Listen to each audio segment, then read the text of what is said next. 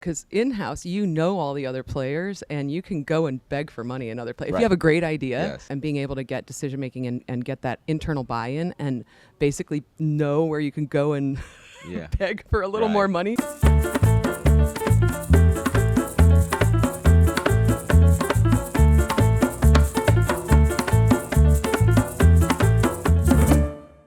I think there is an evolution for sure. I think it used to be very seen as a corporate function somehow.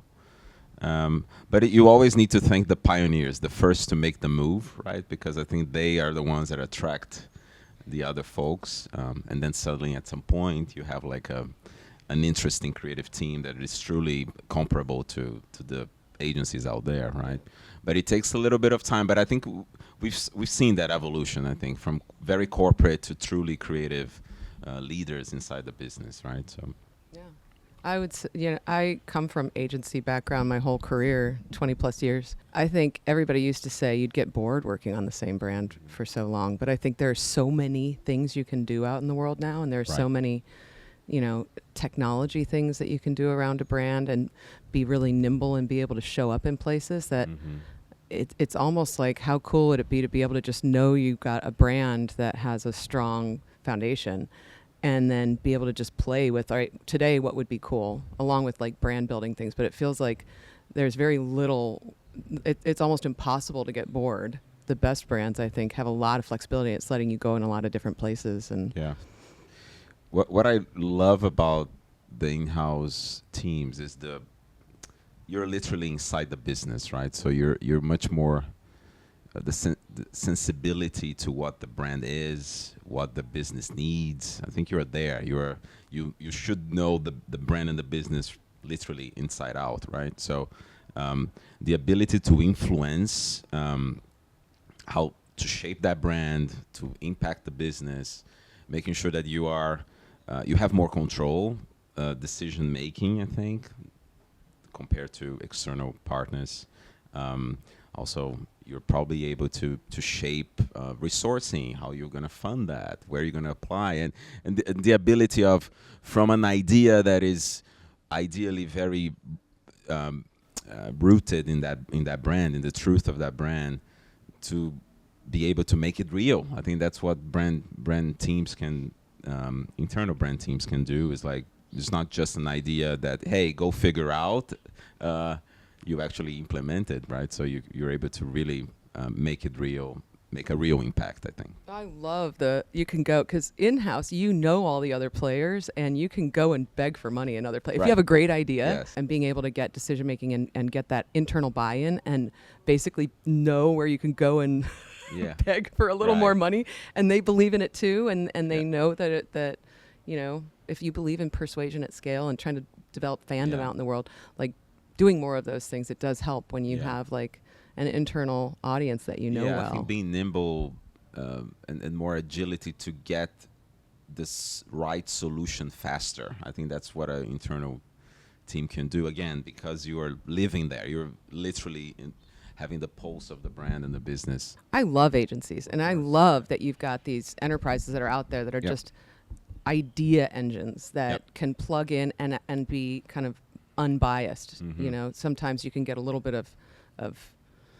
inside the building think, and so it's great to be able to pulse out. And I think just in the last couple years, you do see a lot of creatives that when you can have those kinds of minds also be inside too. And we have enough to do that, we're working with a couple agencies right now, and there's plenty to have them. We aren't stepping on each other's toes at all. It's like we love that they're building a platform for us right now, and our teams internally are developing all sorts of other things that we're going to be doing, through social owned contents and other things that we're putting out in the world, experiences that we got. So there's no shortage of things to do. The whole game is like, how can we do it for our budget, and then as we see things work, hopefully get more budget to do Right, to do yeah. more. But it's great to be able to have that internal engine that can be making just as great a work in different directions, or making great work as the platform and doing all the major work too.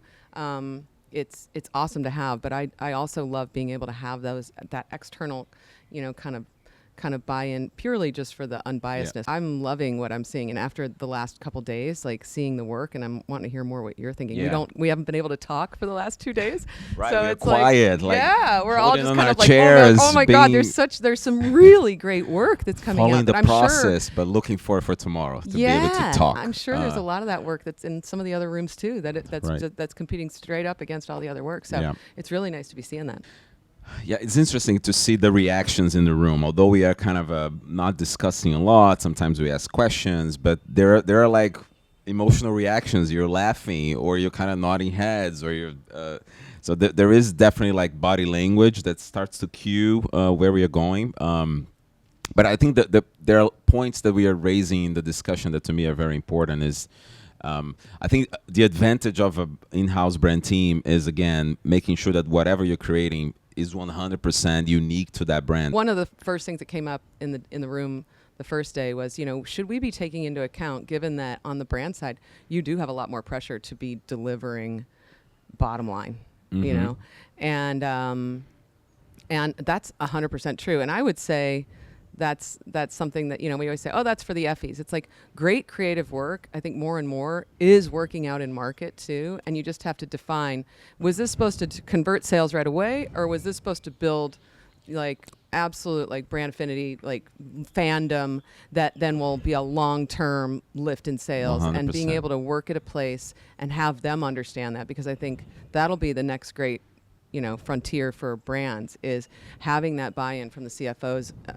which I'm very lucky that I get to have where I am, but that has an appreciation for, we need sales today and we need sales next year. Yep. And how are we going to do both? And you have to plan right now for that thing that's going to happen next year. But it was I love that they brought it up, and I think that that's something that the entire industry needs to be looking at a lot. We want to reward great ideas, but I think inherently, hopefully all of us already have a predisposition of it's art and commerce. Right. And so you want to find, and I think in the past, if you look at some of the work that's winning at the one show, is also winning at Effie's. Mm-hmm. And that it is that work that's breaking through, that gets people's attention and like makes them love that brand, that is also making them stay loyal to products. Yeah, So, agreed. but I kind of thought it was like great that they brought it up at the beginning, because it's like, I think every room should be talking about that. Right. I think that's why maybe sometimes creative cannot be seen as such a business driver like it maybe used to be, because we tend to talk about creativity purely, and it's like creativity and advertising is creative, is art plus commerce, and we must never forget the other side. So everything that we do, most of the creatives in this industry are shaped to be thinking like that. There are very few people that can really land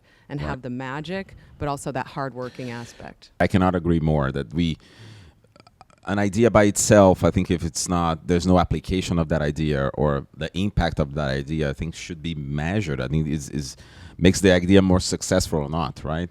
Is the actual impact of that. I will add one thing though, again, being somebody who has been able, to observe how people are voting in our room.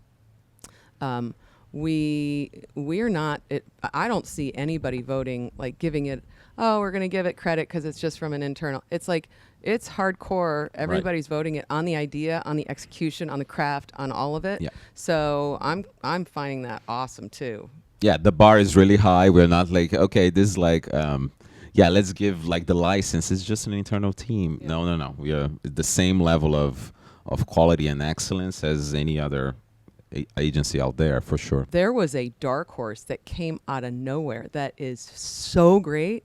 You're just like, oh my God. I mean, personally, I always love a good dark horse. I don't know whether it'll be best in show, but it was for Lazada. Mm-hmm. And that film, I mean, every single thing about it, everybody in the room was just like dying laughing. Like, and there are some other, and against the other work that is amazing without exception, and they just dominate again and again. Some huge brands, even some small brands, like with great work, and there's been a lot of work, but that one, literally, it was one submission, came out of nowhere. We never saw it again, and it was just like, oh my God, what is that? What is Lazada? And I love that piece. Yeah, it was beautiful because it kind of mixed a lot of sense of humor, but also like touchy feelings. I think it was beautifully done, very unexpected, funny. I laughed so hard.